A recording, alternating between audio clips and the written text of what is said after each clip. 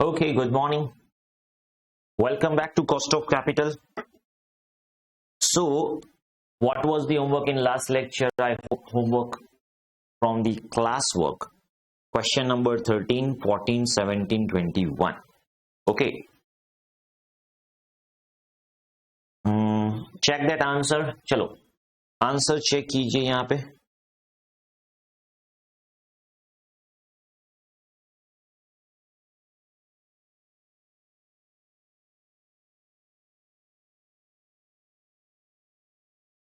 Question number 13 के लिए answer है 10.88. ये अल्टरनेटिव आंसर हमें नहीं करना है. हम यहाँ पे रेगुलर जो 10.88 हम जो करते हैं यहाँ पे इंटरेस्ट 1 माइनस टी ऐसे ही करना है, ऐसे ही करना है. ठीक है, रिडीमेबल है इसीलिए बिगर फॉर्मूला आएगी और आफ्टर टैक्स. ओके, 10.88. अगर कोई क्वेश्चन में आपको डाउट है तो मुझे बताइएगा. ठीक है, ओके, वेरी गुड, आपने आंसर दे दिया.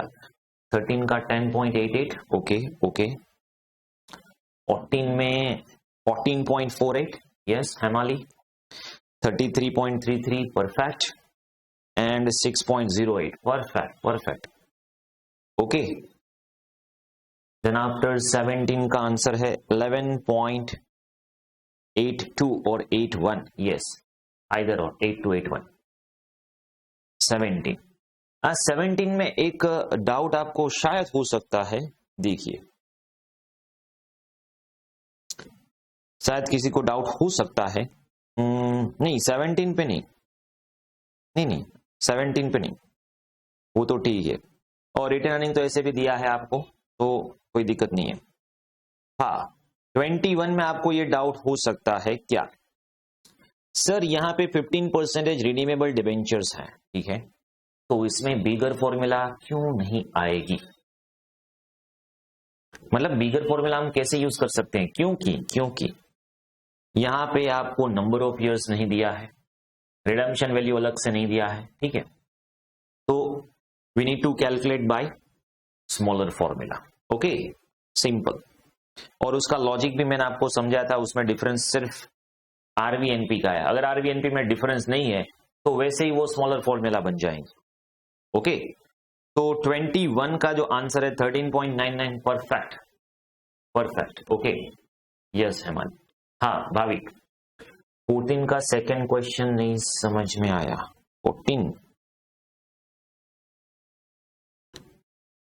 14 का सेकंड क्वेश्चन क्या है.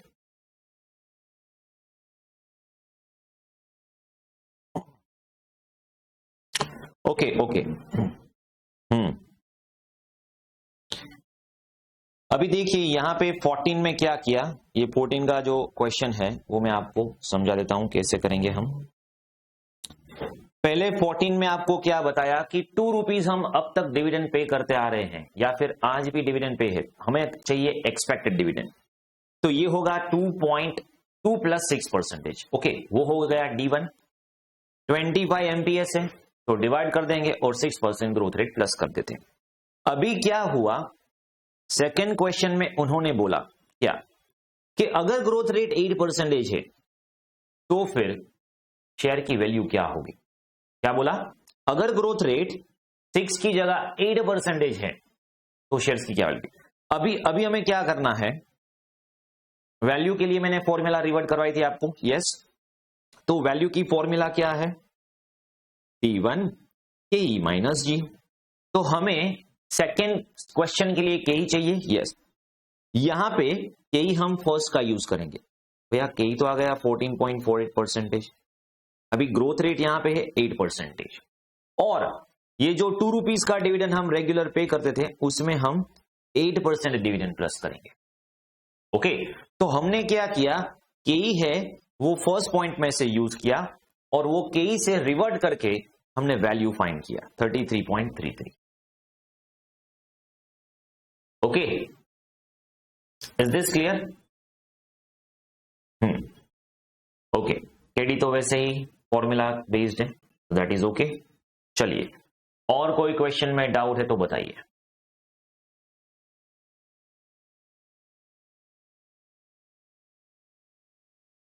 चलिए, बस ये 4 क्वेश्चन हमने होमवर्क में दिए थे।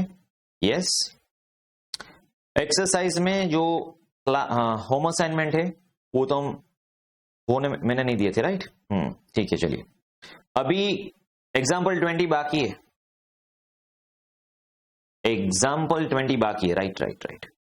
न्यू सिलेबस में 19 में पूछा था आपको ये क्वेश्चन। चलिए यहां से शुरुआत करते हैं अभी। गुड।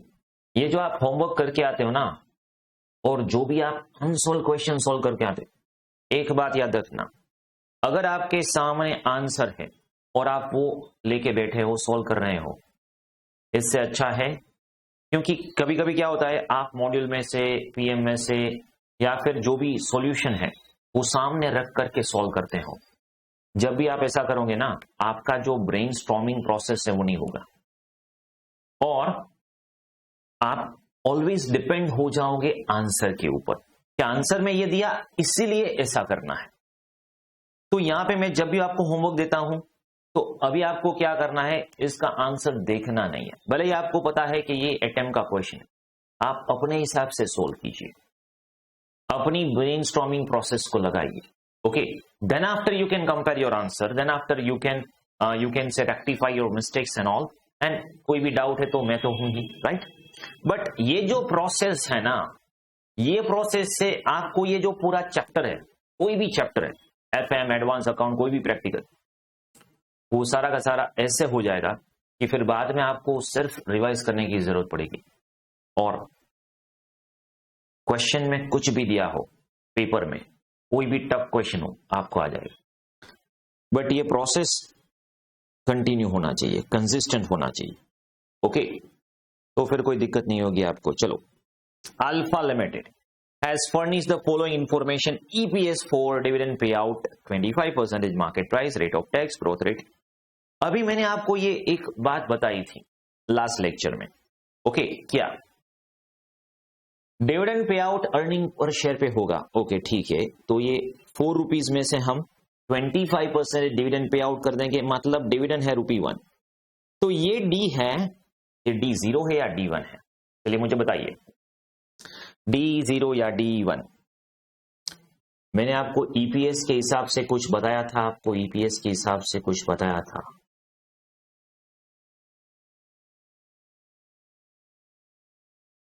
यस।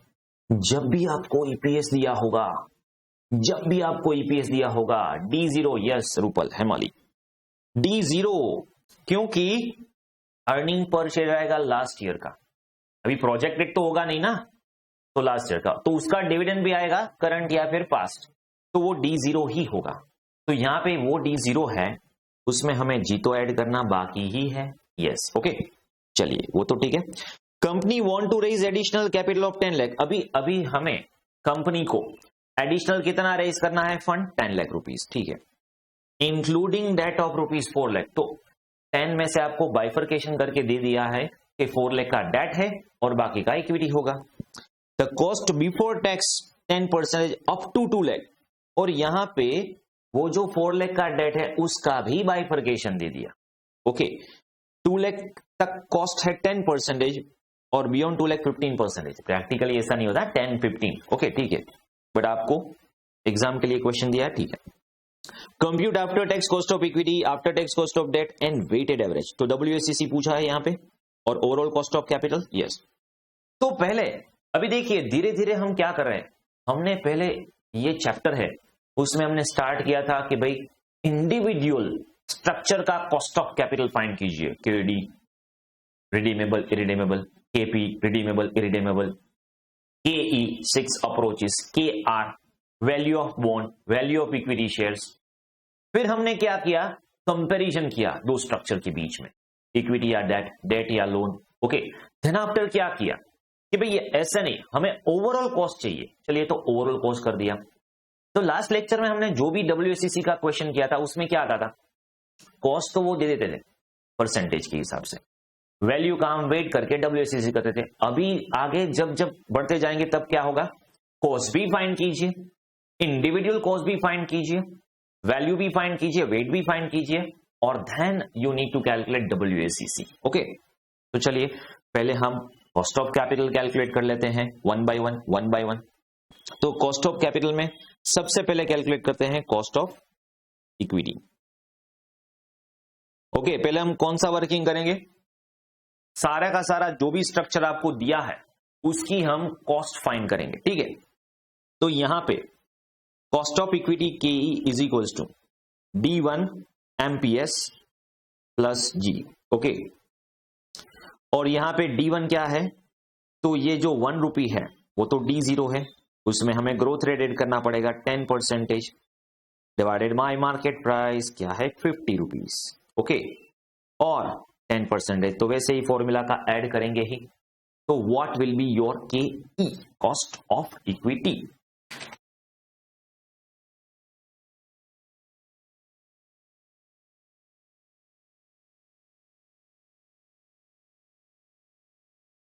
यस, 12.20%।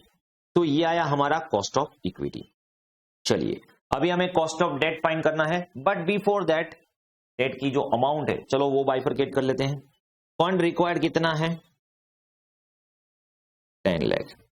अभी ये जो फंड 10 लाख है उसमें से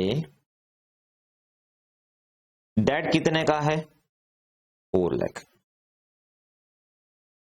तो इक्विटी कितना का आएगा, इक्विटी आएगा 6 लाख। ओके, अभी यहां पे इसकी तो के हो गया 12.20, ठीक है। तो यहां पे हमें कैलकुलेट करना है डेट।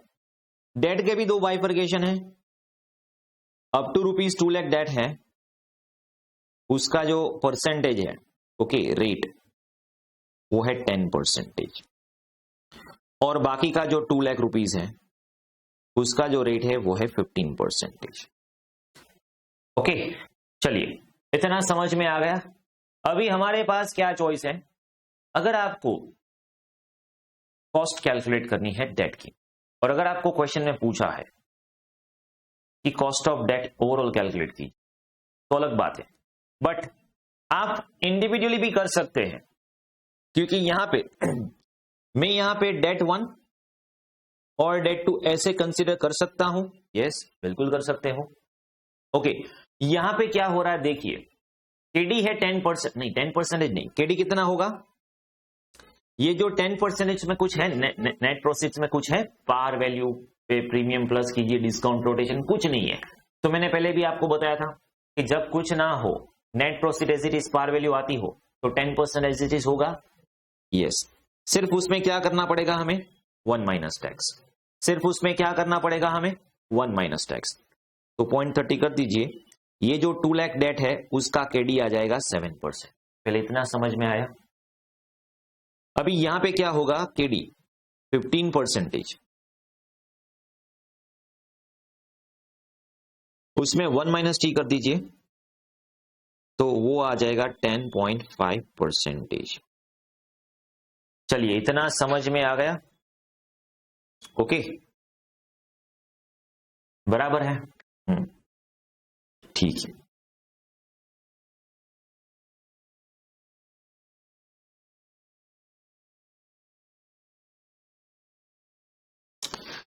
अभी देखिए हमें क्या कैलकुलेट करना है, WACC। क्या कैलकुलेट करना है, WACC।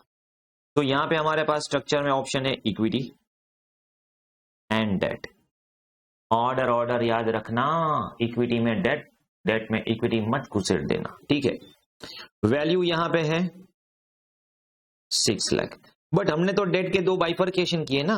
हाँ ठीक है, तू कर दो, चलो 2 लाख। ओके, यहां पे हम वेट कैलकुलेट करेंगे तो आएगा 0.60, 0.20, 0.20, क्योंकि टोटल हो रहा है 10 लाख। कॉस्ट तो हमने फाइंड की 12.2%, और यहां पे है 7% और 10.5। चलिए मुझे एक काम कीजिए, WACC डायरेक्टली दे दीजिए, मुझे इसका WACC कैलकुलेट करके दे दीजिए, कितना होगा।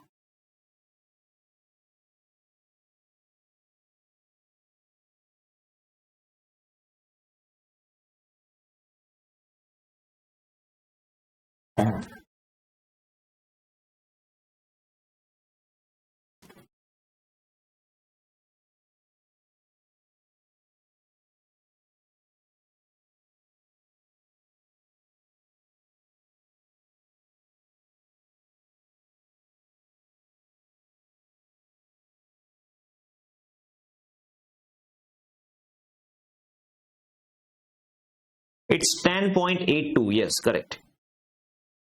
ओके, अभी ये आपका आंसर हो गया, तो आप ऐसे भी कैलकुलेट कर सकते हैं। बट अगर आपको क्वेश्चन में ऐसा पूछा कि हमें तो चाहिए ओवरऑल कॉस्ट ऑफ डेट, मतलब ऐसे आप अलग अलग नहीं कर सकते, नो, क्योंकि कभी कभी क्वेश्चन में पूछते हैं they want average cost of debt. अभी जो यहां पे तो आप एवरेज कर सकते हो क्योंकि 2 लाख है, तो ये 7 + 10.5 डिवाइडेड बाई 2 कर दो, एवरेज आ जाएगा। बट उसका वेटेड एवरेज करना है, यहां पे तो क्या है 2 लाख है, तो हो सकता है। या फिर आप केडी ओवरऑल भी कैलकुलेट कर सकते हैं, ओवरऑल कॉस्ट ऑफ डेट। हम क्या करेंगे, ये जो 4 लाख है, 4 लाख, उसको जो फॉर्मूला है उसे ही सॉल्व करते हैं, आई 1 - टी। अभी आई कितना होगा, इंटरेस्ट कितना होगा, तो 2 लाख पे 10%, ठीक है, प्लस 2 लाख पे 15%, ओके, कितना आया इंटरेस्ट, कितना आया इंटरेस्ट, 2 लाख 10%, 2 लाख 15%, टोटल आएगा 50,000। और उसमें हम 1 माइनस टैक्स करते हैं, तो इंटरेस्ट आएगा 35,000। और नेट प्रोसीड्स क्या होगी, तो नेट प्रोसीड्स होगी 4 लाख। क्यों, क्योंकि 4 लाख का जो टोटल डेट है उसमें कुछ प्रीमियम, डिस्काउंट, फ्लोटेशन कुछ नहीं है, ठीक है। तो केडी ओवरऑल क्या होगा, 35,000 डिवाइडेड बाय 4 लाख इंटू 100, तो ओवरऑल केडी हो जाएगा 8.75%। ओके, तो अगर आपको ये ऐसे कैलकुलेट करना पूछा, क्वेश्चन में पूछा है, तो हम ऐसे करेंगे। तो यहां पे WACC में क्या चेंज आ जाएगा, कुछ नहीं, सिर्फ इक्विटी और डेट रहेगा, डेट 1-2 नहीं रहेगा, ओके। और यहां पे सिर्फ प्रेजेंटेशन चेंज होगा, answer will remain same, yes, okay okay. Cost में 12.2 और 8.75, तो टोटल तो आपका जो भी था कि वो 10.82 वही रहेगा। इज दिस क्लियर, ये क्लियर है, ठीक है। तो आप अपने हिसाब से either you can go for this one और you can go for this one. But अगर आपको क्वेश्चन में पूछा हो कि भाई हमें चाहिए एवरेज कॉस्ट ऑफ डेट, ऐसा नहीं है चलो डेट 1 का कॉस्ट कैलकुलेट कर दो, डेट 2 का कॉस्ट कैलकुलेट कर दो, ऐसे नहीं चाहिए, तो फिर आपको यही सॉल्व करना पड़ेगा, आप अलग अलग मत नहीं कर सकते, ठीक है। Okay okay, clear clear. चलिए इसको आप नोट डाउन कर लीजिए, चलिए इसको आप नोट डाउन कर लीजिए।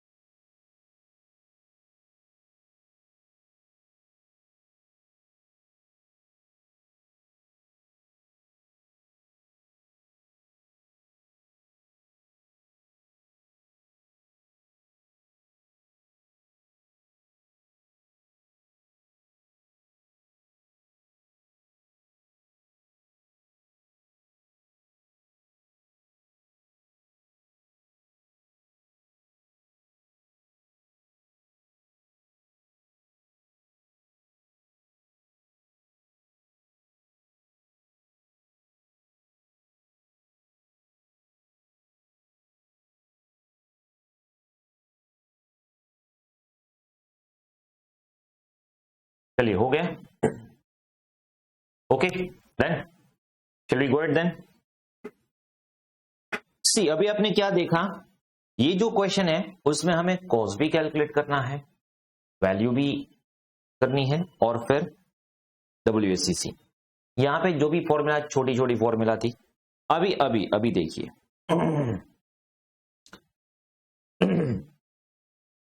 ये जो एग्जांपल 22 है उसमें काफी सारे चेंजेस है। क्या मतलब क्वेश्चन में चेंजेस नहीं है as compare to earlier changes.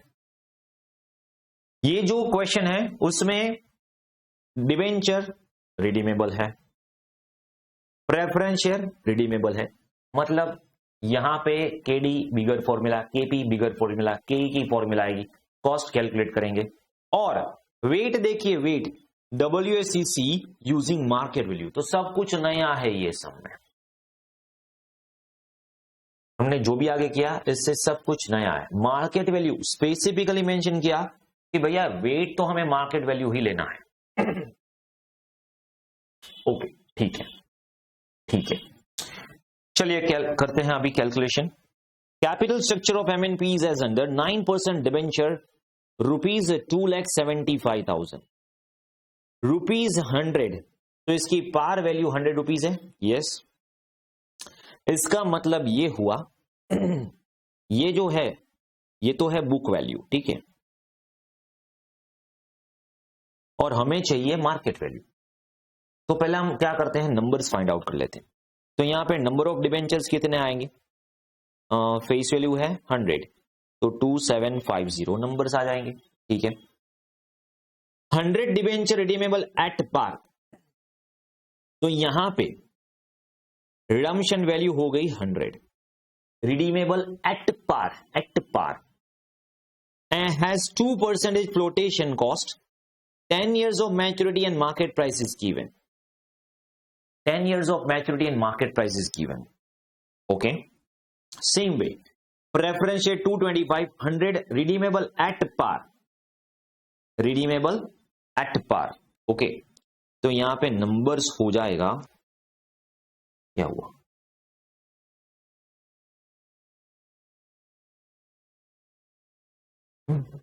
Okay 2250 okay ठीक है। नेक्स्ट इक्विटी शेयर 10 रुपीज, तो नंबर्स हो जाएंगे 50,000। चलिए equity share has a 4 flotation cost, market price 24, expected dividend, expected dividend next year, मतलब ये D1 ही है, हाँ, विथ एनुअल ग्रोथ रेट 5% जी। The firm is practicing paying all earning in a form of dividend, all earning in a form, तो returning कुछ नहीं है, ठीक है। टैक्स रेट है 35। चलिए अभी हम पहले वर्किंग करते हैं इंडिविजुअल, हर एक जो भी स्ट्रक्चर है उसकी हम कॉस्ट कैलकुलेट करते हैं। तो वर्किंग नोट नंबर 1, यहां पे जो भी ऑर्डर दिया है वही ऑर्डर सिलेक्ट कर रहे हैं हम, कॉस्ट ऑफ डेट, ओके। तो कॉस्ट ऑफ डेट में क्या आएगा, KD bigger formula, I plus 1/n RV minus NP the whole divided by half of RV plus NP into 100. Is this clear? Very simple. Yes, yes, yes. चलिए अभी आप एक बात खास ध्यान रखना, मैंने पहले ही आपको ये जो सिचुएशन आने वाली थी इसके हिसाब से पहले ही आपको 2 बाइफर्केशन करके समझाया था। अभी मैं आपको वहां ले चलता हूं, ठीक है, बट पहले देख लीजिए कि यहां पे क्या करना है। Where I is equals to interest, interest कितना होगा। अभी यहां पे हम पर डिबेंचर ही कैलकुलेट कर लेते हैं, टोटल करने की कोई जरूरत नहीं है, ठीक है। तो पर डिबेंचर इंटरेस्ट क्या आएगा, 9 रुपीज, कैसे, 100 rupees face value, 100 rupees face value, और इसका 9% और 1 माइनस टैक्स, तो इंटरेस्ट आ जाएगा 5.85। अभी मुझे ये बताइए रिडम्पशन वैल्यू, अभी यहां पे तो लिखा है redeemed at par, okay, redemption value 100। Can you tell me what is net proceeds. चलो नंबर ऑफ ईयर तो 10 दे दी है, यहां पे बिगेस्ट क्वेश्चन है नेट प्रोसीड का। Can you tell me what is net proceeds? अभी मैंने फॉर्मूला करके आपको क्या बताया था, नेट प्रोसीड्स मतलब net proceeds at the time of issue. अभी हम इश्यू करेंगे, कैसे करेंगे? इश्यू में मार्केट प्राइस लेनी है या par plus premium minus discount minus flotation? कब क्या लेना है, मार्केट प्राइस लेंगे या फिर नेट प्रोसीड कंसीडर करेंगे? तो मैंने आपको दो बाइफर्केशन करके समझाया था, कहीं पे तो समझाया था, कहीं पे तो स्टार्टिंग में ही। यस, ये जो एग्जाम्पल 2 है उसमें मैंने आपको समझाया था कि अगर आपको क्वेश्चन में कभी भी मार्केट प्राइस दी हुई हो तो मार्केट प्राइस लेंगे या नेट प्रोसीड लेंगे। तो मैंने आपको ये इंपॉर्टेंट भी टिक करा, देखिए। और मैंने आपको ये भी बताया था कि आगे जाके आपको यहां पे क्वेश्चन होने वाला है क्या, अगर आपको par value, premium, discount, flotation cost में से कुछ भी दिया हो, कुछ भी, मतलब मैं ऐसे बोलूं कि भाई मैं अभी इश्यू फेस वैल्यू पे करूंगा, उसमें फ्लोटेशन कॉस्ट होगी, उसमें प्रीमियम होगा, उसमें डिस्काउंट होगा, तो मेरी नेट प्रोसीड यही है। बट अगर कुछ नहीं दिया हो और साथ में मार्केट प्राइस भी दी हो तो फिर मार्केट प्राइस, ठीक है।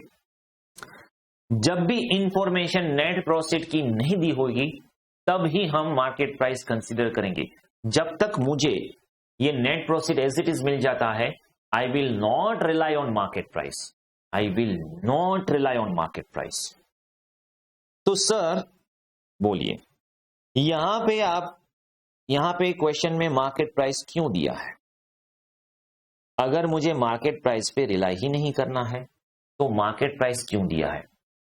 एग्जाम्पल 22 का बिगेस्ट कंफ्यूजन, एग्जाम्पल 22 का बिगेस्ट कंफ्यूजन है मार्केट प्राइस। ओके, कि मार्केट प्राइस हम एनपी में ले सकते हैं। ओके, तो yes, answer is correct Bhavik. Weight के लिए दिया है, किसके लिए दिया है? हमें मार्केट वैल्यू वेट पूछा है तो मार्केट प्राइस तो देनी पड़ेगी ना, इसलिए दिया है। अदरवाइज तो हमें यहां पे फ्लोटेशन कॉस्ट दिया है, फ्लोटेशन कॉस्ट दिया है, फ्लोटेशन कॉस्ट दिया है, ठीक है। उसके हिसाब से नेट प्रोसीड होगा par value minus flotation cost, 98, correct? Yes, हमारी net proceeds will be 98। Is that clear? Is that clear to everybody? चलो, तो बस यही लॉजिक हमें क्लिक करना था। अभी तो यहां पे सिंपल हो जाएगा, 5.85 1/10 100 minus 98 the whole divided by half of 100 plus 98 into 100 okay, ठीक है, चलिए, ठीक है,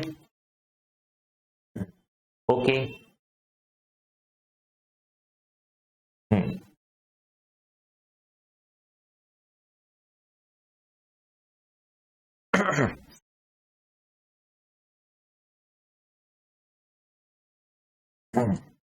चलिए, कितना होगा यहाँ पे? 5.82 प्लस 0.2 डिवाइडेड बाई 99 इंटू 100, तो के डी आएगा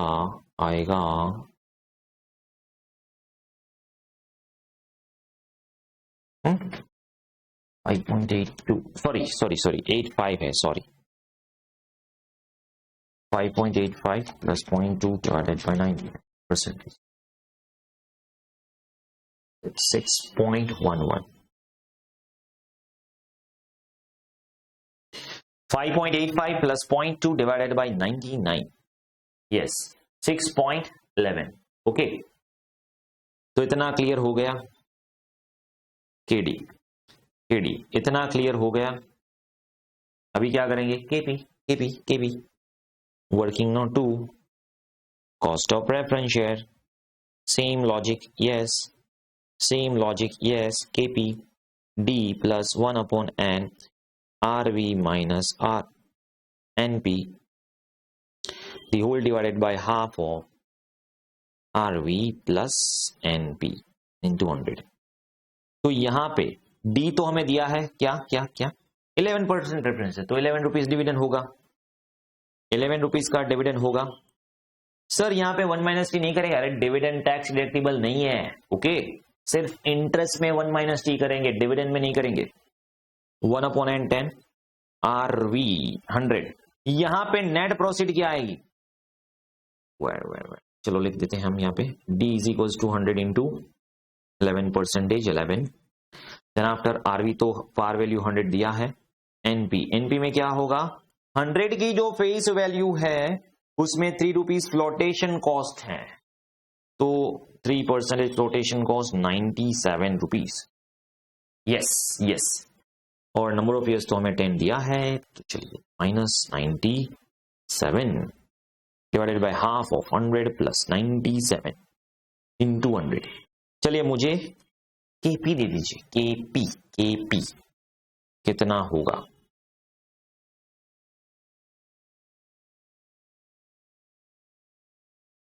केपी कितना होगा?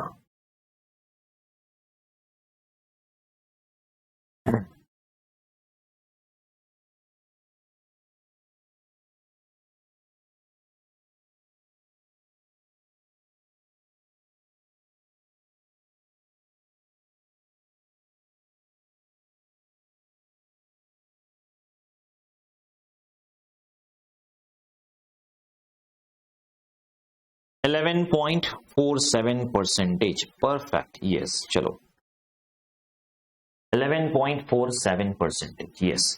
Working note 3, cost of equity.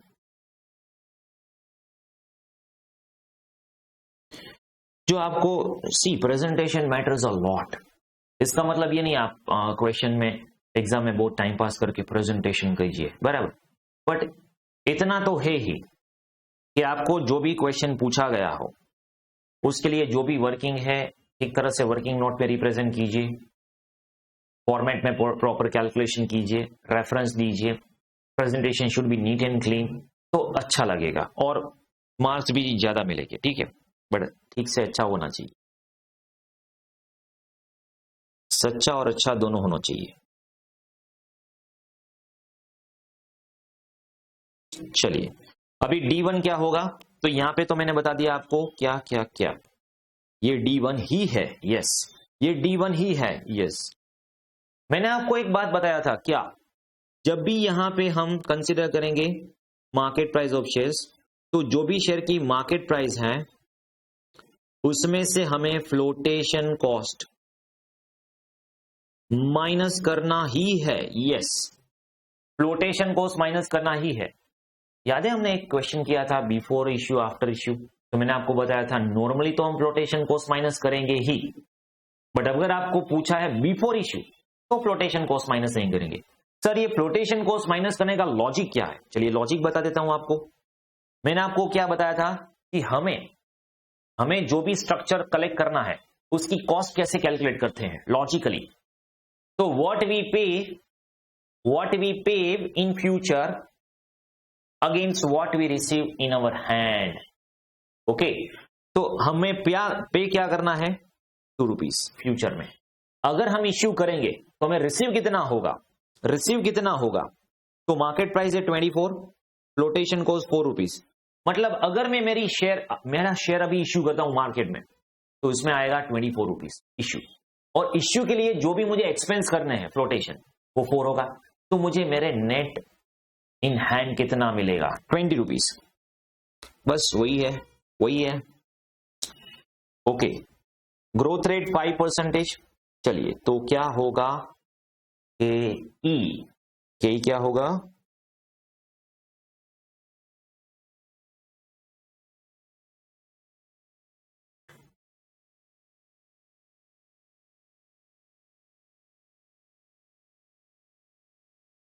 %15, yes, 15%, okay. तो अभी हमारे पास जो भी कॉस्ट कैलकुलेट हमें करना था वो हमने कर लिया। अभी हमारा मेन आंसर, ओके, अभी हमारा मेन आंसर आता है calculation of weighted average cost of capital using market value weights, okay, ठीक है। चलिए तो यहां पे हमें मार्केट वैल्यू वेट यूज करना है, यस। तो डेट यहां पे हम कैलकुलेट करेंगे मार्केट वैल्यू। ये डेट की मार्केट वैल्यू क्या होगी, numbers multiplied by market price, हाँ, इसीलिए तो मार्केट प्राइस दिया है हमें। चलिए तो इसकी मार्केट वैल्यू होगी 2750 into 105. Okay, yes 15. Okay, weight calculate करेंगे हम यहां पे, कॉस्ट और WACC. ठीक है, चलिए. ओके,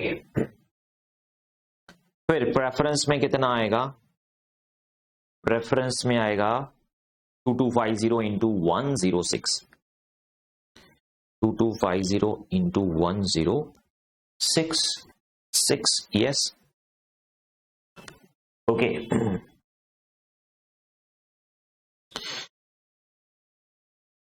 ये क्या 4,12,500 क्या है?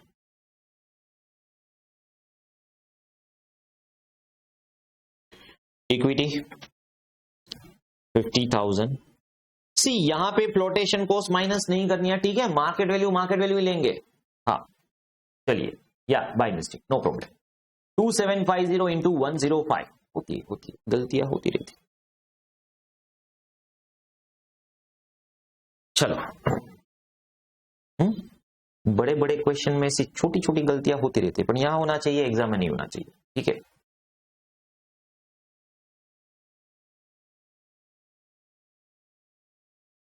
$2,38,500 एंड यहां पे आएगा 12 लाख. चलिए, मुझे ये मार्केट वैल्यू का टोटल दे दीजिए. Total of the market value.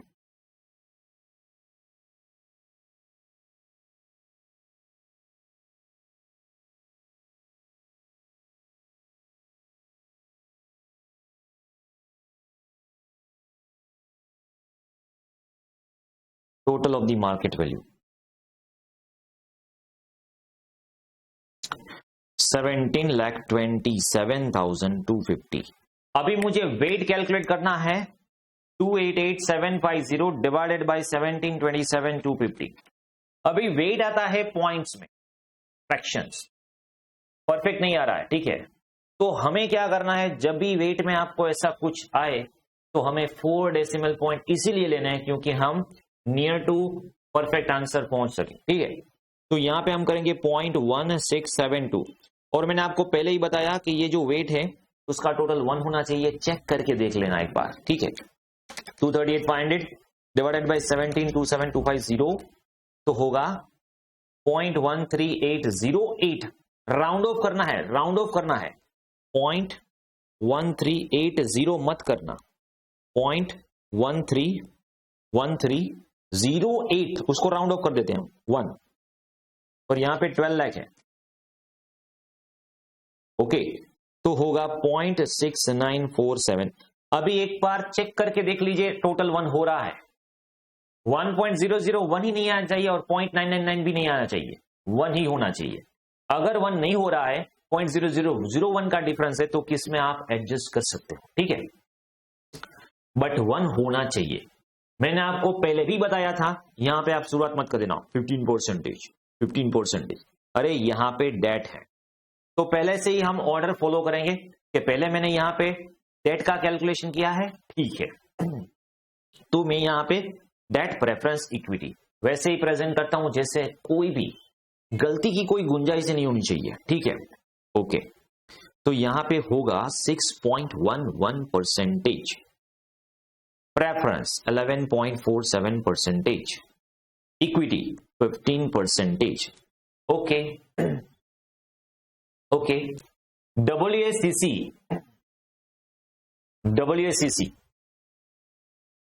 तो ये 0.1672 को मल्टीप्लाई कीजिए 6.11%, तो 1.02. यहां पे परसेंटेज में हम 2 डेसिमल ही कंसीडर करेंगे. यस, चलिए,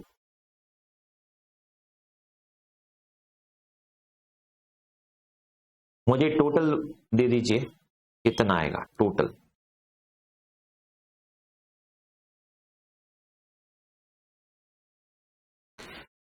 टोटल WACC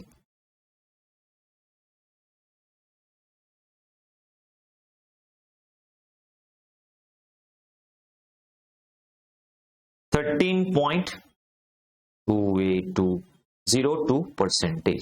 यस, 0.01 चलेगा डिफरेंस. तो इतना क्लियर है. इतना क्लियर है? इसमें कुछ दिक्कत है तो बताइए। चलिए, इसमें कुछ डाउट है तो बताइए। और इसके साथ जब भी आप ये क्वेश्चन आप नोट डाउन करते हो, तब आपको क्या करना है, बुक वैल्यू वेट के हिसाब से भी कैलकुलेट करना है। क्वेश्चन में नहीं दिया है, मैं आपको बता रहा हूं। बुक वैल्यू, सर ये बुक वैल्यू में क्या करेंगे? बुक वैल्यू में ये कॉस्ट जो भी है वही रहेगा, कुछ डिफरेंस नहीं होगा, कॉस्ट एज इट इज रहेगा। सिर्फ यहां पे मार्केट वैल्यू की जगह पे क्या आ जाएगा, बुक वैल्यू। और बुक वैल्यू तो दिया है 275, 225, 5 लाख, इजी। ओके, तो आपको क्या करना है, जब भी आप ये सब नोट डाउन कर रहे हो तभी आपको बुक वैल्यू का WACC कैलकुलेट करना है। चलिए, अब इतना क्लियर है? ओके, तो वो आप नोट डाउन करके बाद में मुझे बता सकते हैं कि बुक वैल्यू पे WACC क्या आएगा। ठीक है, चलिए चलिए, कैन नोट डाउन दिस। अगर कोई डाउट है then you can ask me.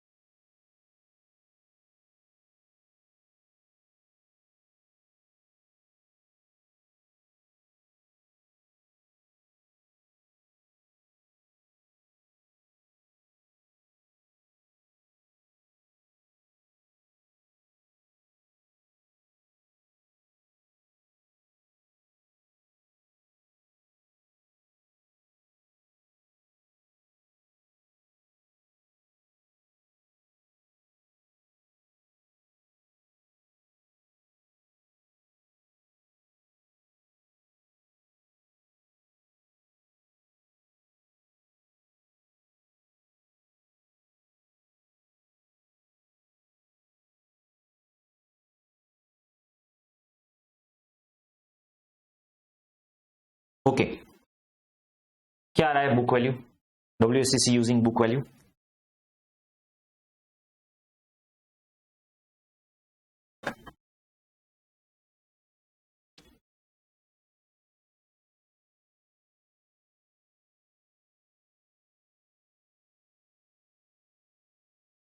Everybody,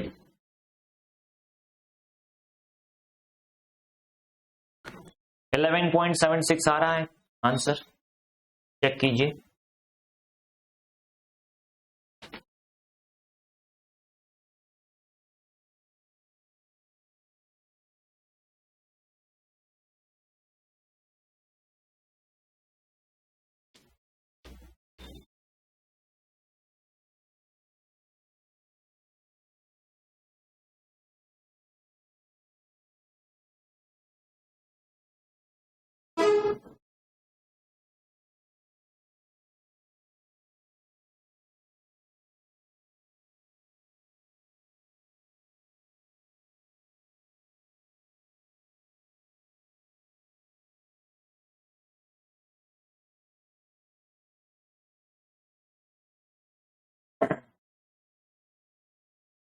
eleven 11.76 आ रहा है सबको?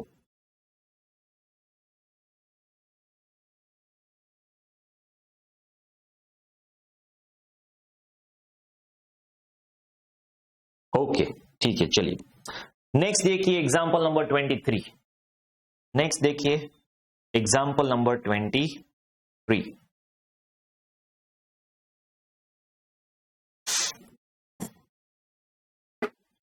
The following is a capital structure of a company. यहां पे तो दोनों दिया है, book value market value.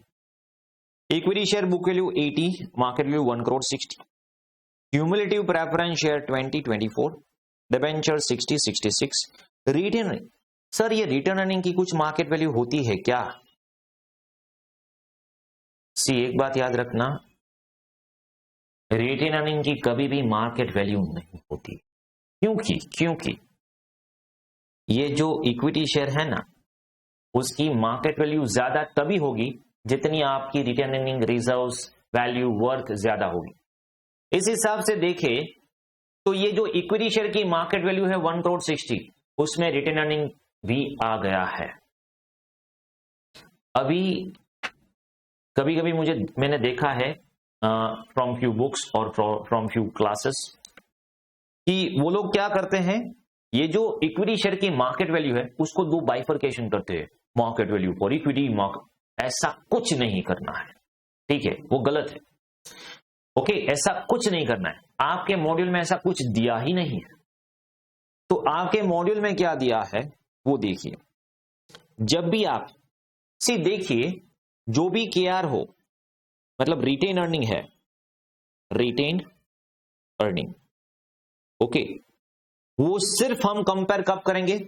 Is considered only in book value weights.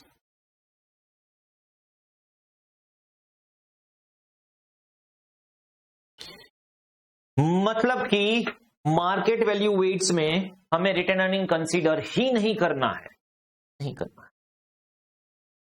ये एक बात आप दिमाग में बिठा लीजिए, ठीक है।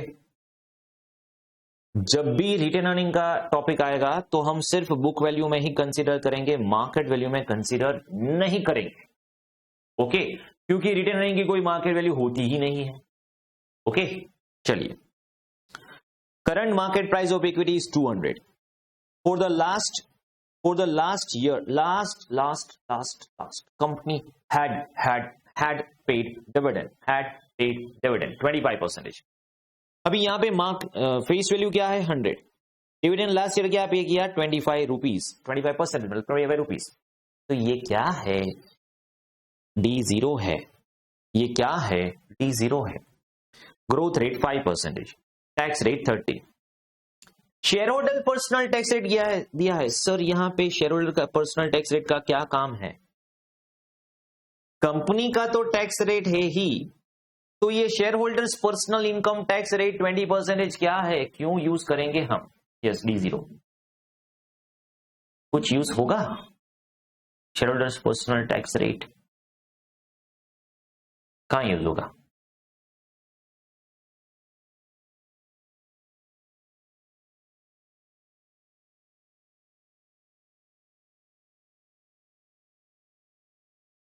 कैलकुलेट क्या करना है? Cost of capital of each source. Okay, each source.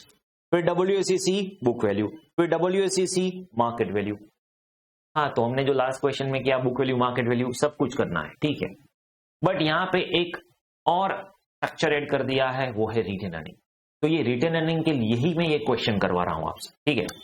और ये जो पर्सनल इनकम टैक्स है 20%, वो KR के लिए ही है। मैंने आपको बताया था KR की formula, KR is equal to KE 1 minus tax 1 minus B। 1 minus B is brokerage, 1 minus T is tax rate. But tax rate company का नहीं, शेयर होल्डर का पर्सनल टैक्स रेट। यस, तो KR के लिए हम ये use करेंगे, KR के लिए। चलिए 1 बाय 1 हम पहले उसका स्ट्रक्चर कॉस्ट कैलकुलेट कर लेते हैं, कॉस्ट कैलकुलेट कर लेते हैं। ओके, तो पहला आंसर है 1 बाय 1 क्वेश्चन का आंसर देंगे हम KE, cost of equity, KE cost of equity, D1 MBS 200 plus G। D1, तो यहां पे D1 क्या होगा? 25 रुपीज तो है, उसमें 5% प्लस कर दीजिए 26.25। मार्केट प्राइस क्या दिया है? क्या दिया है? 200 रुपीज। तो KE क्या होगा? 26.25 divided by 200 into 100 plus plus plus 5%। Give me the value of sorry KE। Cost of equity होगा, क्या होगा?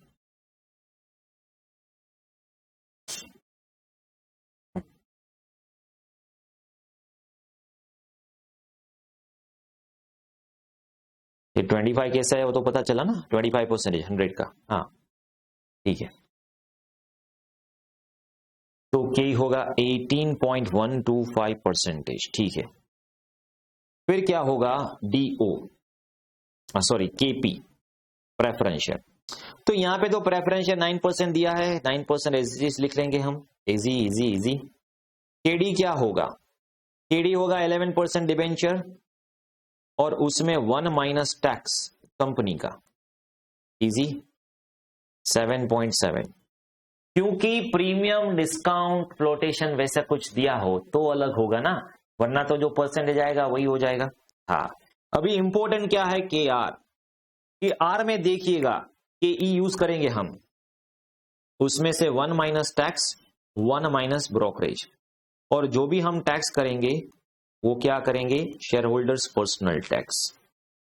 1 माइनस ब्रोकरेज तो कुछ नहीं है, तो ये KR क्या आएगा? KR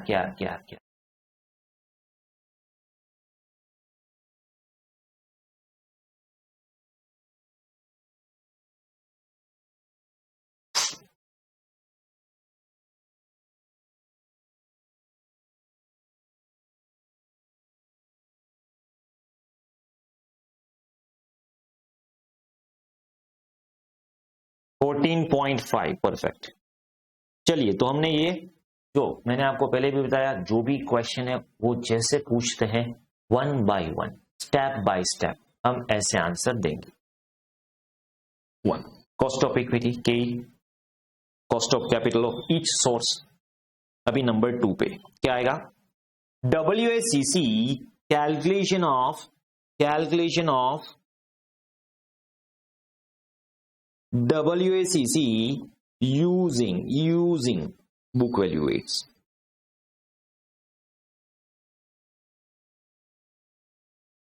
okay, using book value weights. चलिए, यहां पे हमारे पास क्या है? ऑर्डर एज इट इज रखते हैं हम, इक्विटी प्रेफरेंस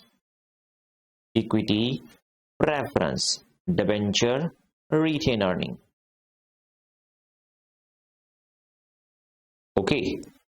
ओके, यहां पे आ जाएगी बुक वैल्यू। बुक वैल्यू क्या है? तो 80 लाख, प्रेफरेंस 20 लाख, दैट 60 और रिटेन 40। सभी की हमें यहां पे बुक वैल्यू कैलकुलेट करनी है, तो वो होगा 2 करोड़। ये टोटल होगा 2 करोड़। तो यहां पे आ जाएगा वेट, कॉस्ट, वेट। ओके, तो कॉस्ट तो हमने कैलकुलेट किया 18.125%, 9%, 7.7% और 14.5%। तो वेट क्या आएगा? 0.40, 0.10, 0.30, 0.20। Is it? चलिए, तो मुझे WACC दे दीजिए क्या होगा। और वैसे ही हमें क्या कैलकुलेट करना है, इसका मुझे WACC दे दीजिए। थर्ड में क्या आएगा? Calculation of WACC using market value weights। okay, market value weights।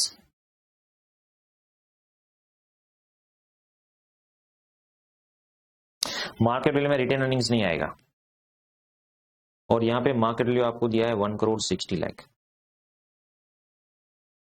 24 66। Okay, cost 18.125। But sir यहां पे तो कॉस्ट ऑफ इक्विटी अलग है, रिटर्न अर्निंग अलग है, तो फिर भी हमें बाइफर्केशन नहीं करना है, नहीं करना है, नहीं करना है। तो यहां पे वेट आ जाएगा और यस। चलिए, मुझे बुक वैल्यू का वेट दे दीजिए। बुक वैल्यू 18.125 इंटू 0.4, तो आएगा 7.25%। 13.41, 0.10 इंटू 9, 0.90, 7.7 इंटू 2.31, 0.5 इंटू 0.2, 2.90। तो टोटल कितना होगा? यस, 13.36, 0.05 का कुछ डिफरेंस है। यस, और यहां पे वेट क्या आ जाएगा? 1 करोड़ 60।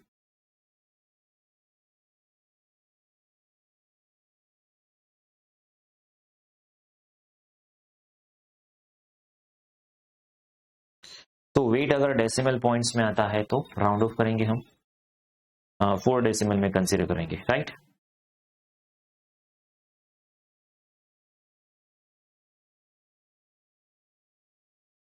नहीं, यहां पे तो परफेक्ट आ रहा है।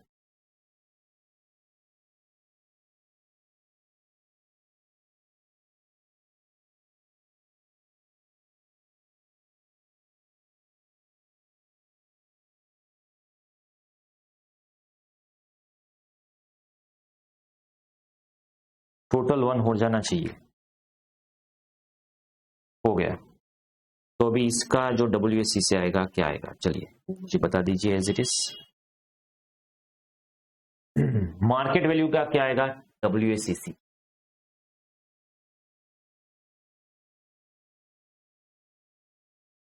14.4968, राउंड ऑफ करें 14.50। Yes, perfect. यहां पे आएगा 14.50। क्लियर है? परफेक्ट। अब ये पता चल जाएगा कि आर में क्या करना है, कि आर सिर्फ बुक वैल्यू में आएगा, मार्केट वैल्यू में नहीं आएगा। ओके,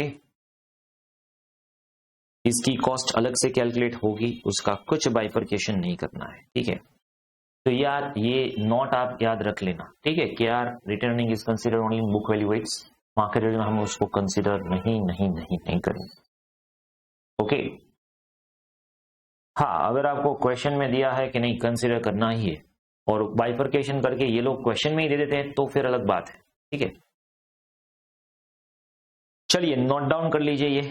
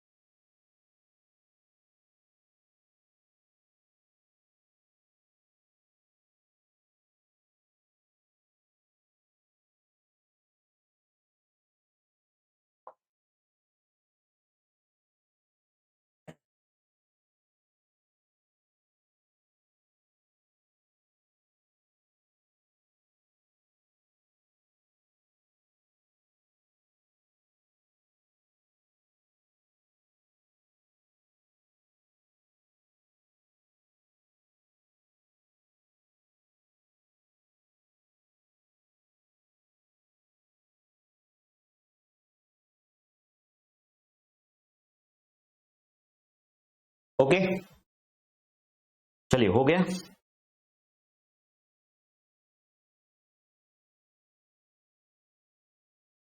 नेक्स्ट देखिए 24। नेक्स्ट देखिए example number 24। The following is a capital structure of Siemens Limited on 31st December of the calendar year. Okay. Equity share है 10,000 shares of 100 each 10 lakh. Preference share 100 each 4 lakh. Debenture 6 lakh. Total structure है 20 lakh. Okay. The market price of share is 110.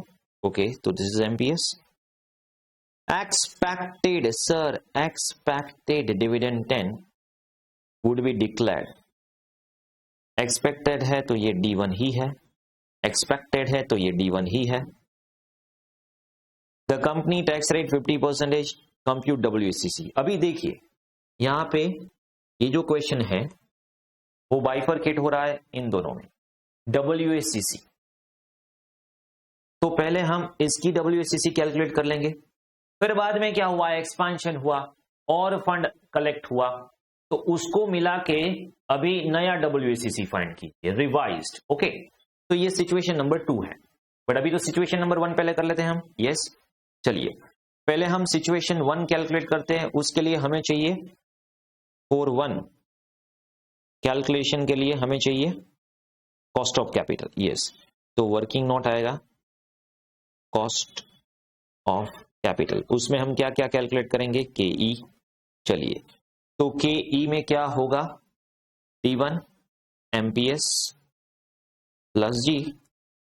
Okay, तो यहां पे T1 ही है 10, 110 और growth rate क्या है 6%, वो तो दिया ही है।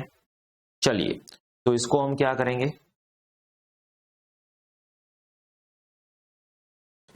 कितना होगा, गिव मी KE।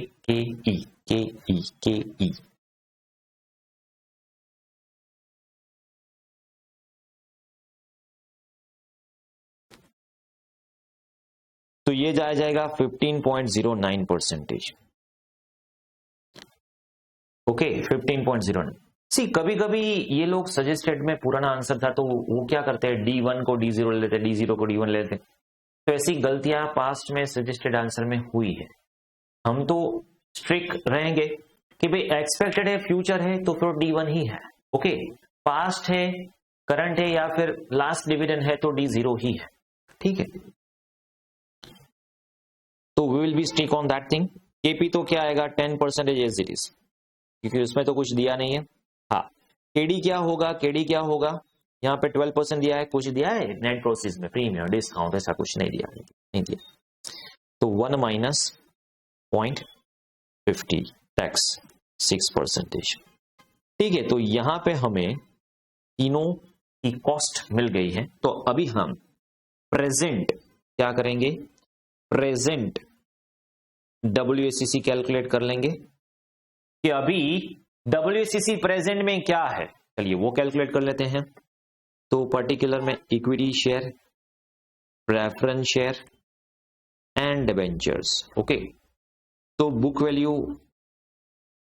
कुछ नहीं दिया तो बुक वैल्यू होगा ना, हाँ 10 लाख,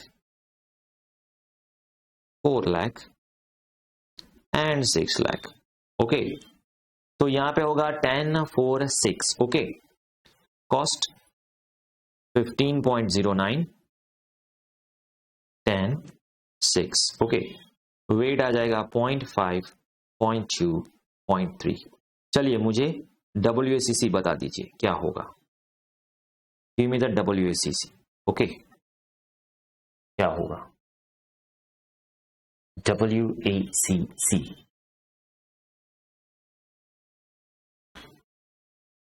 सिचुएशन नंबर 2 अलग हो गया।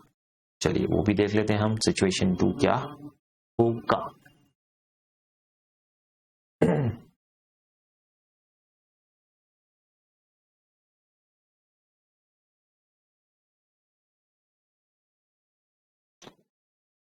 $11.34 और 35, आइदर और 34 और 35, 34 और 35।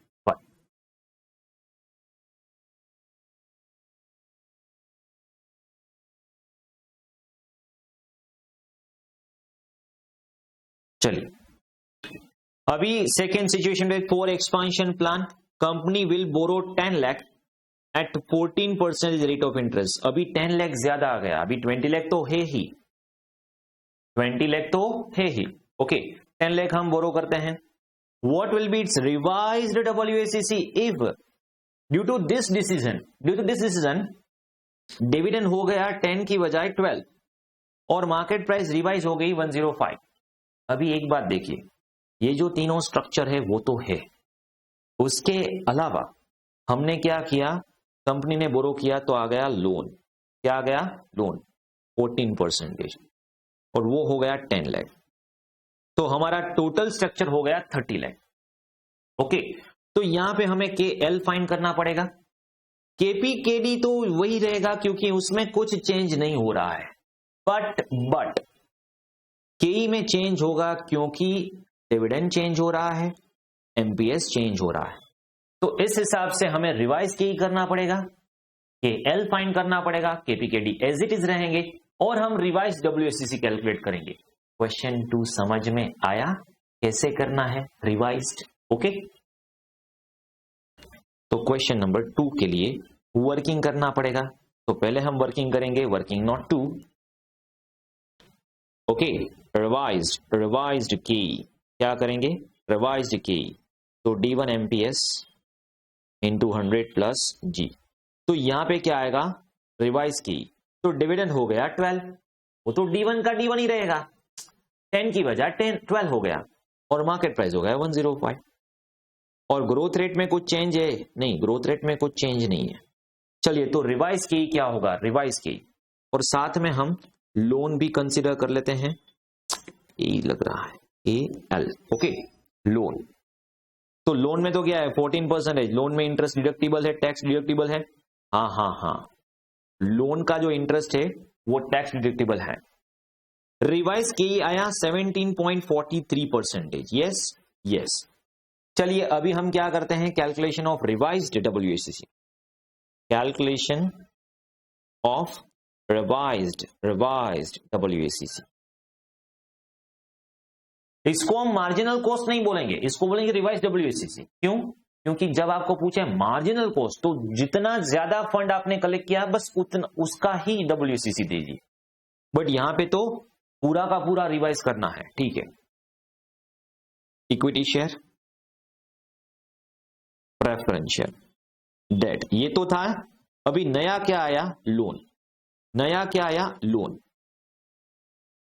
10 लाख, 4 लाख, 6 लाख एंड 10 लाख, टोटल हो गया 30 लाख। ओके कॉस्ट में रिवाइज हुआ के ई, बाकी एज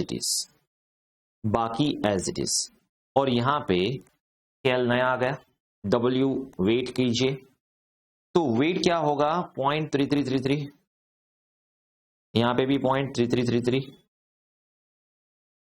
अभी यहां पे 0.20 और 0.13।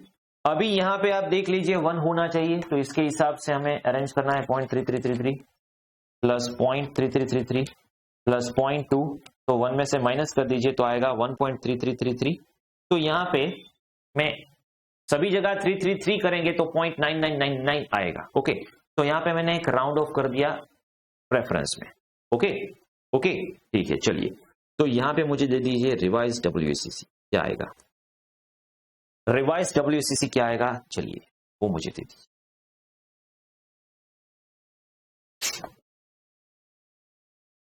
समझ में आ गया सबको क्या कर रहे हैं हम, ठीक है। चलिए रिवाइज डब्ल्यूएसीसी,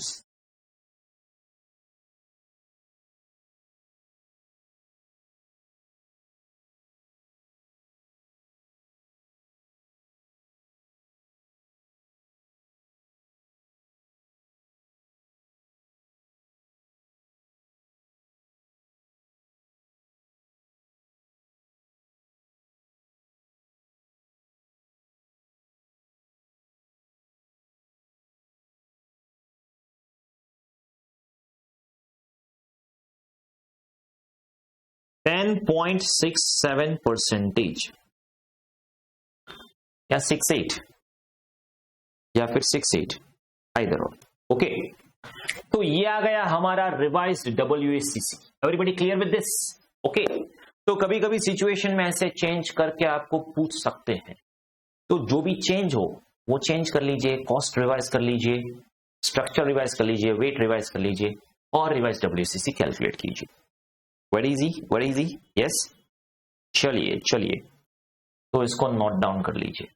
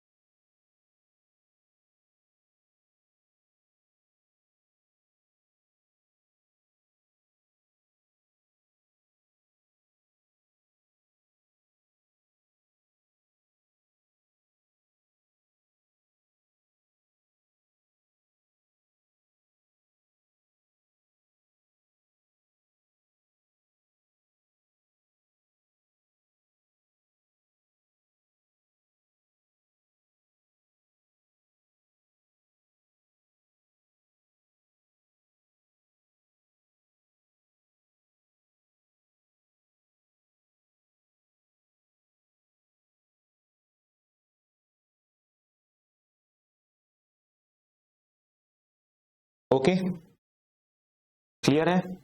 चलिए आगे बढ़े।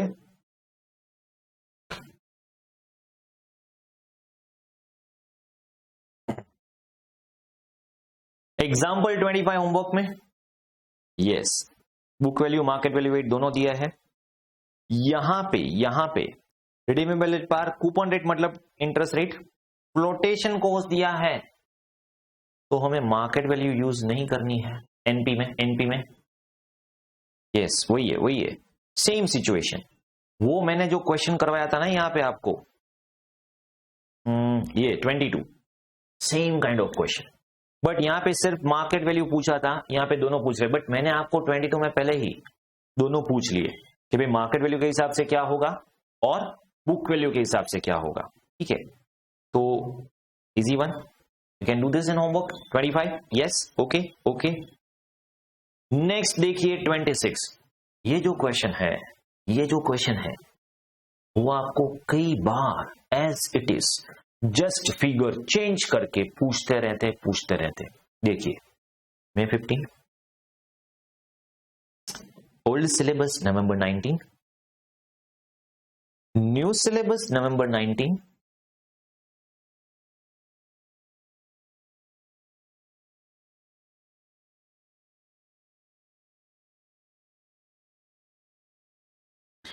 न्यू सिलेबस, न्यू सिलेबस जुलाई 21। Same kind of question, same kind of, okay. जो मैंने मई 15 को आपको बोला, ओल्ड और न्यू दोनों सिलेबस में नवंबर 20 में पूछा, दोबारा रिपीट किया जुलाई 21 में। ओके ओके, चलिए चलिए। तो अभी जनवरी में भी था कुछ, जनवरी में था बट वो डिफरेंट था। और जो जनवरी का क्वेश्चन था, ये देखिए न्यू सिलेबस, आप एक बार देख लीजिए, न्यू सिलेबस जनवरी का क्वेश्चन था। अगर आप पास 3 या 4 अटेम्प्ट के क्वेश्चन भी देखेंगे, सब रिपीट ही हो रहे हैं। हमने जो पास में या तो 15 में, 19 में, 17 में, 18 में कुछ भी किया हो, या फिर मटेरियल में कुछ भी किया हो, नया वाला सम, वो सभी के सभी यहाँ पे रिपीट ही हो रहे हैं। देखिए है मार्केट वैल्यू। तो मैंने जो आपको 22 वाला सम करवाया ना, वही वही यही सेम। ये जो हमने 22 सम किया ना, वही आपको फिगर चेंज करके न्यू सिलेबस जनवरी में पूछा, जनवरी 21।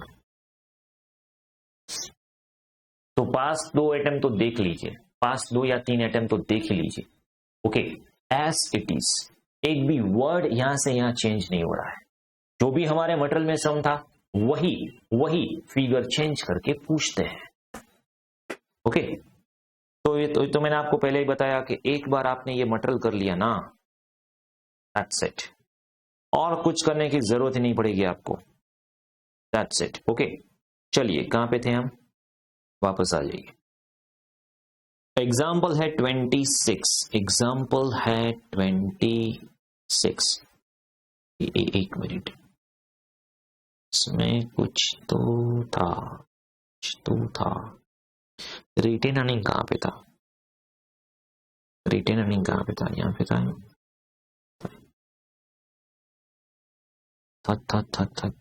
यस था।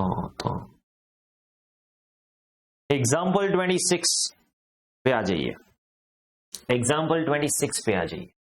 चलिए, L limited wishes to raise additional finance of 30 lakh. अभी एक बात देख लीजिए, हमें 30 लाख रेज करना है for meeting it's investment plan. The company has 6 lakh, अभी हमारे पास 6 लाख का रिटेन अर्निंग तो है ही, हमें 30 लाख का प्रोजेक्ट में इन्वेस्ट करना है, 6 लाख हमारे पास रिटेन अर्निंग के फॉर्म में ऑलरेडी है। The following is A structure. अभी आप यहां पे देखिए, ये जो स्ट्रक्चर है वो है 30-70, मतलब 30 डेट 70 इक्विटी। ये प्रोपोर्शन कुछ भी हो सकता है, लाइक 27 में आपको पूछा 1:2, 28 में आपको पूछा 3:1, कुछ भी हो सकता है, ठीक है। ओके, डेट में क्या हो रहा है, 3 लाख जो डेट है वो 11% और बियॉन्ड 3 लाख है वो 14%। अभी यहां पे आप क्या गलती कर सकते हैं वो मैं आपको पहले बता देता हूं। टोटल फंड में कितना चाहिए, टोटल फंड में कितना चाहिए, ₹30 लाख। पहले मैं आपको गलती बताता हूं, आप ये कहां पे रॉन्ग जा सकते हैं, गलती करके बता रहा हूं आपको, कहां आप रॉन्ग जा सकते हैं। पहले हम क्या करेंगे, हमारे पास तो रिटेन अर्निंग 6 लाख है, ओके। अभी बचा क्या, 24 लाख। चलिए वो 24 लाख का डेट इक्विटी करते हैं 30%, 70%, ये गलत है, दिस इज रॉन्ग। और अगर आपने ये गलती कर दी, यू आर गॉन, क्योंकि पहले से ही आपका सम गलत हो जाएगा। ओके, डेट अलग आएगा, इक्विटी अलग।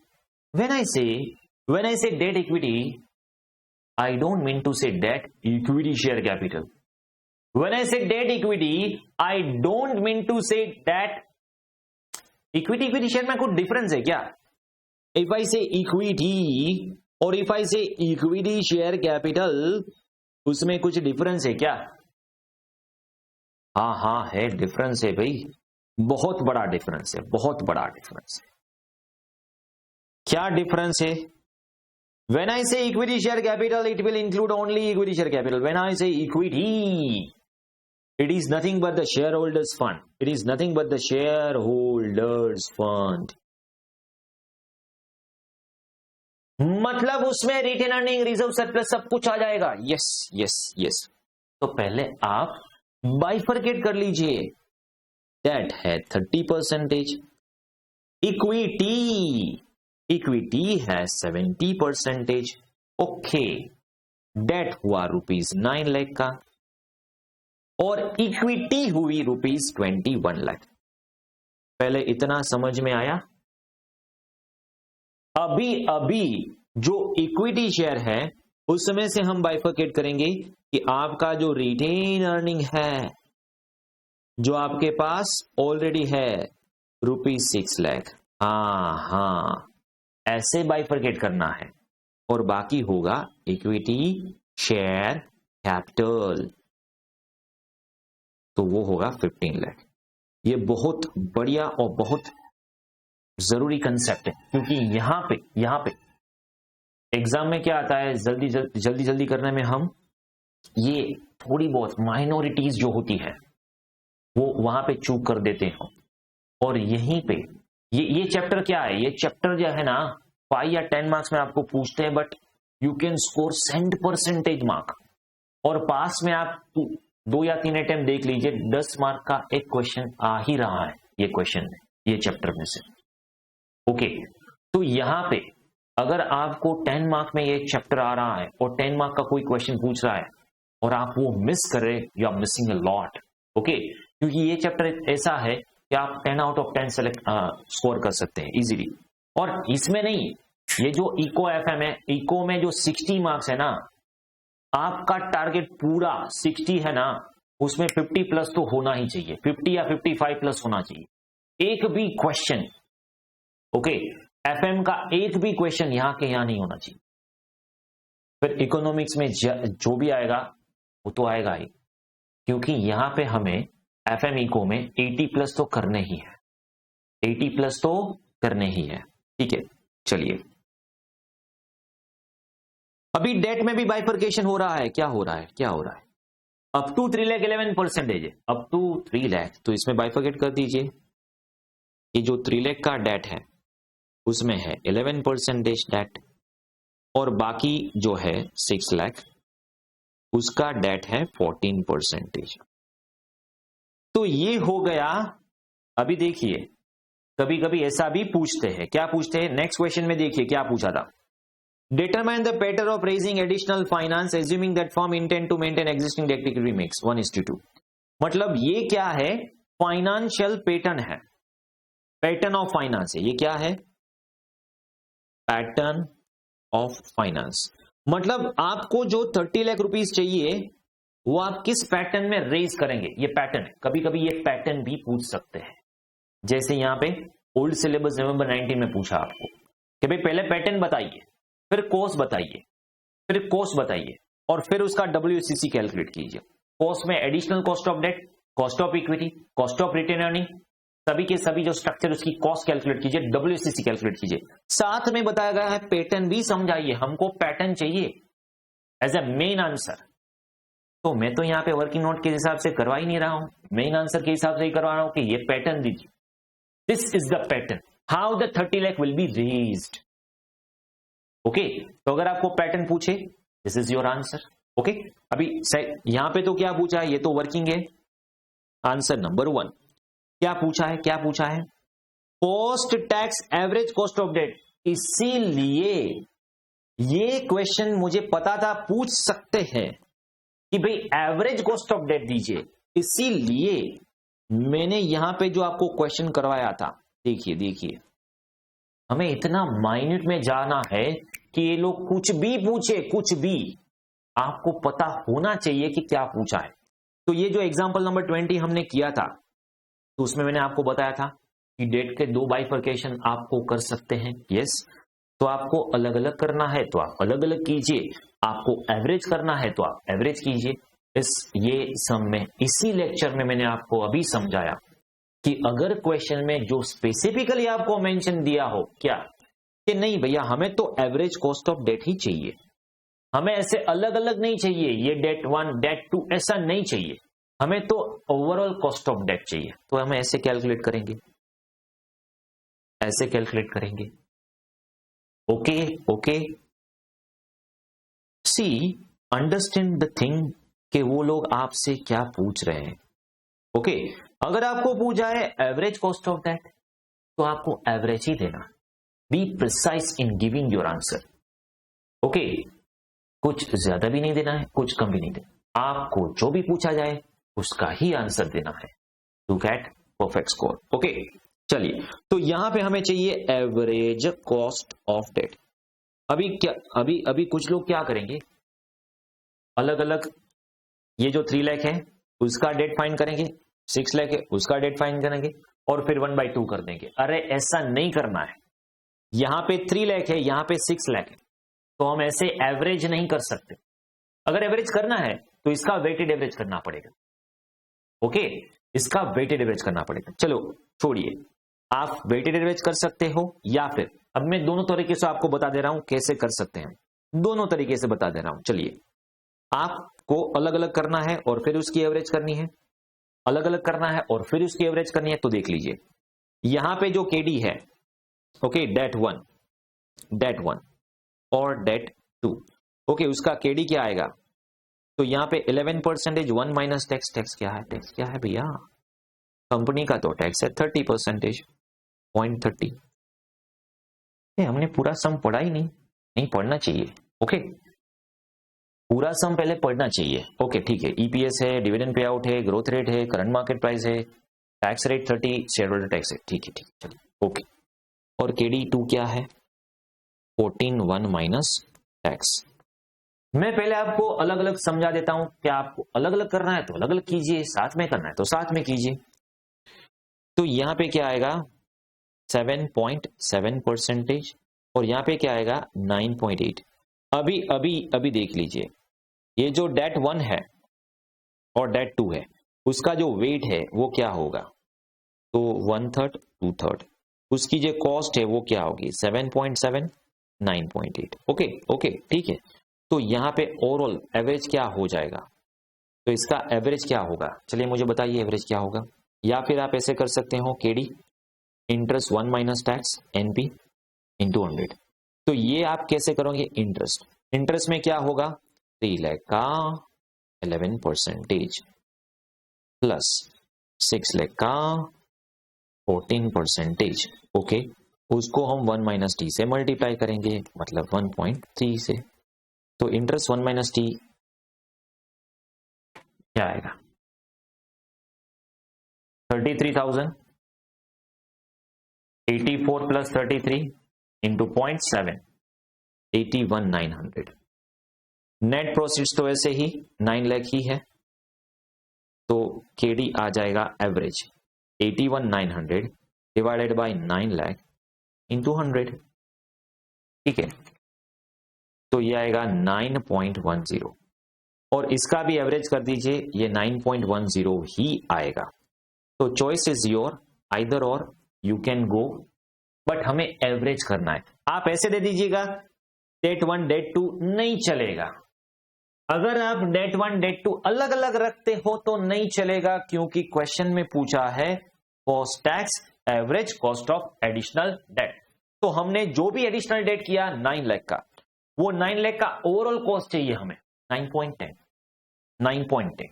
अलग अलग नहीं चलेगा, अलग अलग नहीं चलेगा। ठीक है, is this clear to everybody? ये क्वेश्चन में क्या नया था, समझ में आया? चलिए अभी हमें क्या करना है, केडी। जब भी ईपीएस देंगे ये लोग, तो डी क्या होगा, डिविडेंड पे आउट है 70%, 15 का 70% हुआ 10.5। ये D0 है या D1 है, ईपीएस दिया है, सोचिए ईपीएस दिया है। अभी सेकेंड क्वेश्चन क्या पूछा है, हम क्वेश्चन बाय क्वेश्चन, यस है माली, D0 क्वेश्चन बाय क्वेश्चन करेंगे। Calculate cost of return earning and cost of equity. चलिए, तो यहां पे cost of cost of equity पहले कैलकुलेट करते हैं, क्योंकि रिटेन अर्निंग के लिए तो हमें के ई चाहिए ही चाहिए। D1 MPS इंटू 100 प्लस जी। तो यहां पे क्या होगा, वेर D0 है 70 इंटू 15%, 10.5। हमें चाहिए D1, तो उसमें हम करेंगे ग्रोथ रेट। ग्रोथ रेट क्या है, ग्रोथ रेट क्या है, 10% है, यस। MPS है 90। ओके, तो यहां पे के ई क्या आएगा, के ई क्या आएगा, और साथ में हमें कॉस्ट ऑफ रिटर्न अर्निंग भी कैलकुलेट करना है। ठीक है, ठीक है, साथ में हमें कॉस्ट ऑफ रिटेन्ड अर्निंग भी कैलकुलेट करना है। ठीक है, ठीक है, के आर क्या होगा, के आर क्या होगा, K E 1 minus T 1 minus B 1 minus T 1 minus B. K कितना आया, के कितना आया,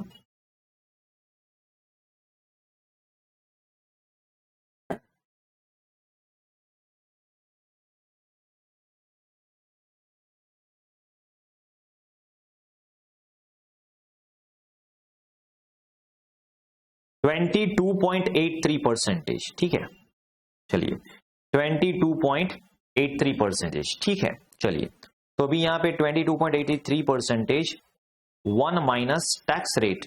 बट यहां पे टैक्स रेट क्या लेंगे हम, यहां पे टैक्स रेट क्या लेंगे हम, शेयर होल्डर्स। सर अगर शेयर होल्डर का पर्सनल टैक्स रेट नहीं दिया होगा तो क्या करेंगे, तो फिर कुछ नहीं करेंगे, के आर इज इक्वल टू के। बट कंपनी का tax rate, corporate tax rate मत लेना यहां पे, जैसे हम ब्रोकरेज नहीं देते तो नहीं लेते हैं। ठीक है, तो के आर क्या आएगा, के आर क्या आएगा, के आर क्या आएगा,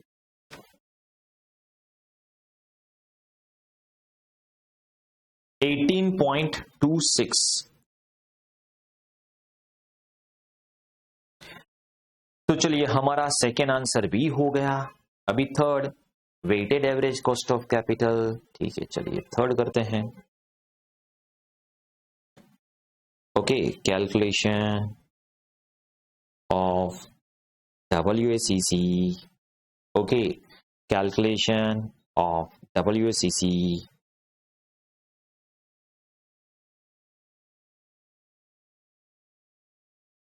पर्टिकुलर।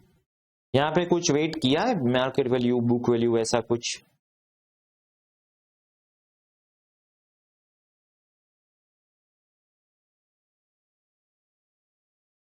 बुक वैल्यू ही है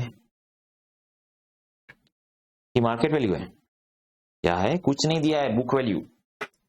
मार्केट प्राइस तो दी नहीं है, कैसे मार्केट वैल्यू कैलकुलेट करेंगे, बुक वैल्यू ही कैलकुलेट करना है। ठीक है, कॉस्ट वेट WACC। ओके, तो यहां पे इक्विटी शेयर कैपिटल अभी तो हम अलग करेंगे, yes 15 lakh.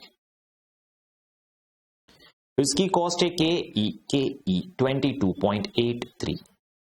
Then after retain earning, retained earning, तो वो है 6 लाख, उसकी कॉस्ट अलग अलग अलग है। और बाद में आएगा डेट। डेट हम टोटल ले लेते हैं, क्योंकि इन्होंने पूछा है भैया एवरेज दीजिए, तो हम अलग अलग बाइफर्केशन नहीं करेंगे। 9.10%। तो अभी वेट क्या आएगा, चलिए वेट कितना होगा, 30 लैक्स। ओके, तो वो हो जाएगा हाफ, 0.50, 30.20, 30.30। तो चलो दे दीजिए मुझे WACC।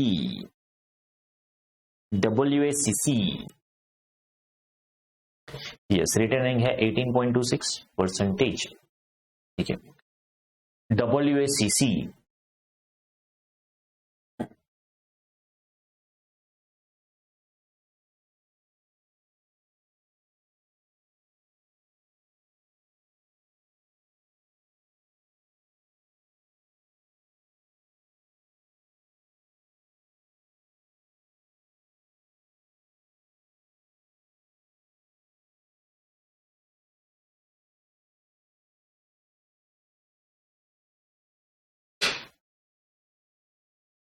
$17.797, मतलब 17.80। परफेक्ट। यहां पे मैंने आपको यह भी बता दिया कि आप क्या गलती कर सकते हो, और ऐसा ही क्वेश्चन मैंने मेरी एग्जाम में भी पूछा था, टेस्ट सीरीज में, और ऐसा ही क्वेश्चन जुलाई में भी आ गया। चलिए नोट डाउन कर लीजिए। चलिए, but before you note down, चलिए होमवर्क नोट डाउन कर लीजिए फटाफट, फर्स्ट ऑफ ऑल। फिर बाद में ये क्वेश्चन नोट डाउन कर लेना, बाद में ये क्वेश्चन नोट डाउन कर लेना। अभी आज होमवर्क 27, अभी होमवर्क तो मैंने कुछ दिया ही नहीं। 27 नहीं, पहले दिया कुछ, हाँ एक 25 दिया, ठीक है। 25, 27, 27, 28, ये तो एज इट इज है, सिर्फ फिगर चेंज कर रहे हैं, सिर्फ फिगर चेंज कर रहे हैं, एज इट इज है। अभी 28 तक करना।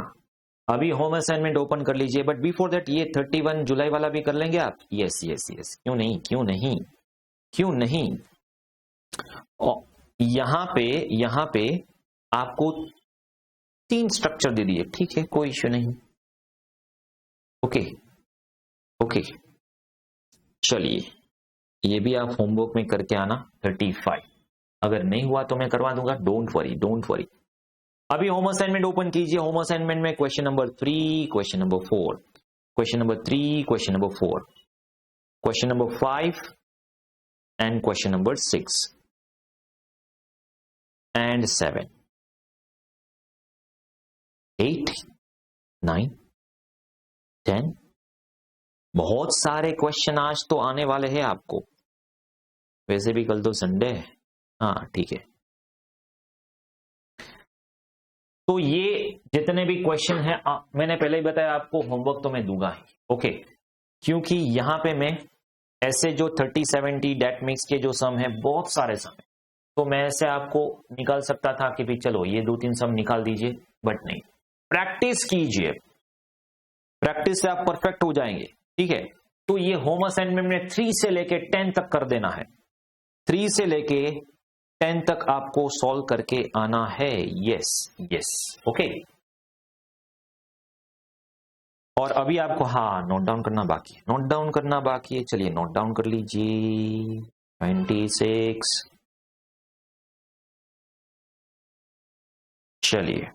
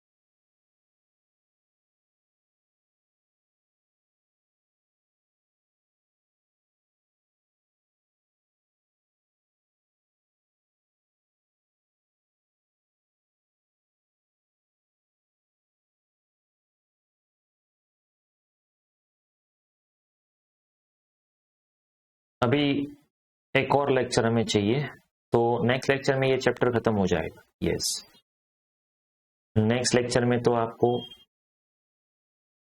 क्वेश्चन भी सॉल्व करेंगे, तो उसमें भी टाइम जाएगा।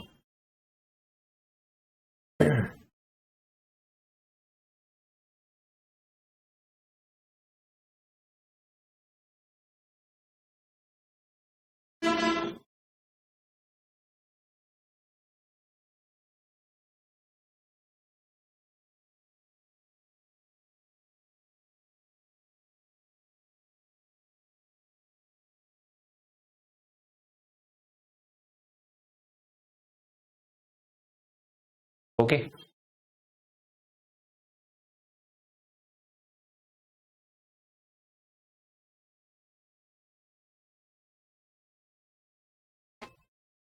चलिए देन